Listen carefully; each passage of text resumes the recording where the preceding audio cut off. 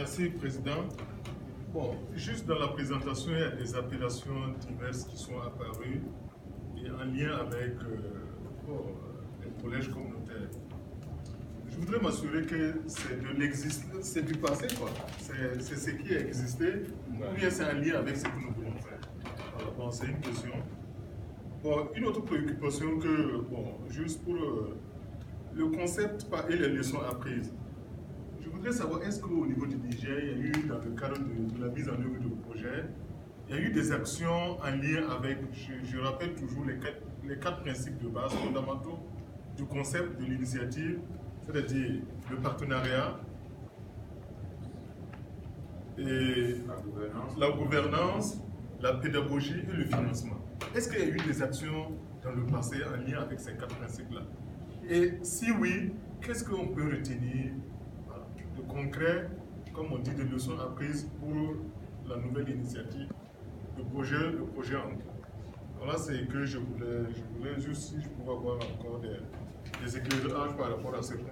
Merci. Et puis, le professeur insiste suffisamment sur ça. Je crois que c'est valable pour toutes les présentations. Pour ressortir ça prouve que nous avons capitalisé les succès et les insuccès précédents. Et ça rassure le partenaire.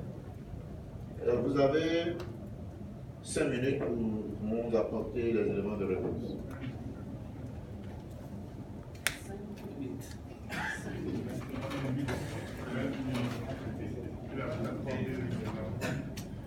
Merci beaucoup, Monsieur le Président. Le micro, s'il vous plaît. Voilà. Merci beaucoup, Monsieur le Président. Je pense qu'il y a le Sénégal qui a parlé d'harmonisation à quel niveau. Effectivement, pour le moment, même si ça peut se présenter au niveau international, nous on fait allusion ici au niveau national. Parce qu'il faut le reconnaître. Et nous avons un problème de relation, surtout entre les publics et les privés. Tout à l'heure dans la présentation, je ne sais pas si le Mali qui a présenté ça, c'était la même chose. Nous avons 95 établissements privés. Mais parmi eux, pratiquement chacun fait ce qu'il veut. On parle, on les appelle à l'ordre, on ferme, mais ils contournent, ils réouvrent. Deux fois, c'est le poids politique qui règne. Il y en a qui sont plus forts que les techniciens. Donc nous avons ça. Il y a ce problème, on a vu le problème, parce que quand on veut balayer, quand on veut faire les habiletés, il faut commencer par devant sa porte. Donc, à notre niveau, au niveau national, au niveau Niger, nous avons un problème d'harmonisation entre le public et le privé. Or, ici, c'est un tout. Donc, on fait allusion à ça. Et certainement, quand on analyse profondément, ça peut aboutir, même au niveau international, au niveau de la sous-région, certainement. Notre collègue le Togo vient de le dire, je vais revenir sur ça. Quand on donne des diplômes qui existent par-ci, de l'autre côté, non, vous voyez, c'est des problèmes. Alors que nous sommes dans un cadre où chaque cadre, chaque connaît avec son diplôme, est appelé à aller travailler, un diplôme reconnu. Bon, ça c'est un problème qui n'est pas ce qu'on va voir ça. Dans tous les cas, on est là pour ça. Et les PTF, il a l'impression que ce sont les PTF qui définissent la politique, qui dirigent. Voilà. Non, peut-être que c'est mal dit. Parce que moi, j'étais membre du président du groupe qualité. Parce que quand tout à l'heure on disait qu'il y avait un groupe GPLE, chaque ministère c'est une présidence tournante. Les trois thèmes sont développés. Accès, qualité, pilotage. Et ces 6 ministères en charge de l'éducation. Et tous sont conviés et 4 travaillent ensemble avec les membres du PTF. Et maintenant, nous avons des lois, la Lausanne, le PSF qui définissent les cadres dans lesquels les thèmes qu'on doit dire. Donc, sincèrement, peut-être que c'est une coïncidence, ou bien vous avez vu, on travaille ensemble, c'est en parfaite collaboration, on travaille. Quand on définit, on prend les décisions à l'unanimité et on travaille dans ce sens-là.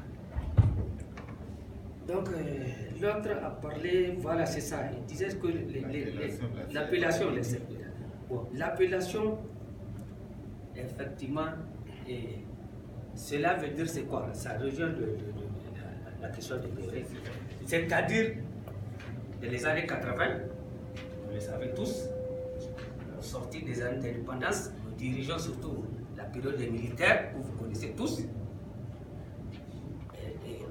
Koutié, En venant, quand il a pris le pouvoir, c'était lui, dans ce sens, qui a créé ces genres de centres. C'est une simulation. Ce n'est pas des collèges communautaires, mais ça ressemble. On fait un peu la jeunesse pour dire que nous avons vécu des situations similaires. On ne les appelle pas collèges communautaires. Oui, nous avons des CFGA, nous avons des CFDA, des centres d'apprentissage, des centres d'apprentissage des jeunes agriculteurs, jusque maintenant transformés maintenant en CFM. C'est des appellations qui diffèrent, mais l'idée est là. L'idée de cette communauté qui travaille ensemble et des jeunes conformes pour peut-être augmenter la production, qui vivent dans un milieu, qui apprennent notre métier, ils partent dans les villages bâtir ça. C'était ça, on faisait allusion un peu à la jeunesse. Que ce concept n'est pas nouveau, peut-être que c'est l'appellation, mais nous avons vécu déjà, c'est des prérequis, des exemples que le Niger a vécu, et peut-être que pour nous, parce que c'est une appellation. Ils avaient 80% de taux d'insertion. Hein? Ils avaient 80% de taux d'insertion. Oui, en ce temps, en leur temps, c'était comme ça. En leur temps, je ne dis pas maintenant. Oui, mais en leur temps, c'était comme ça.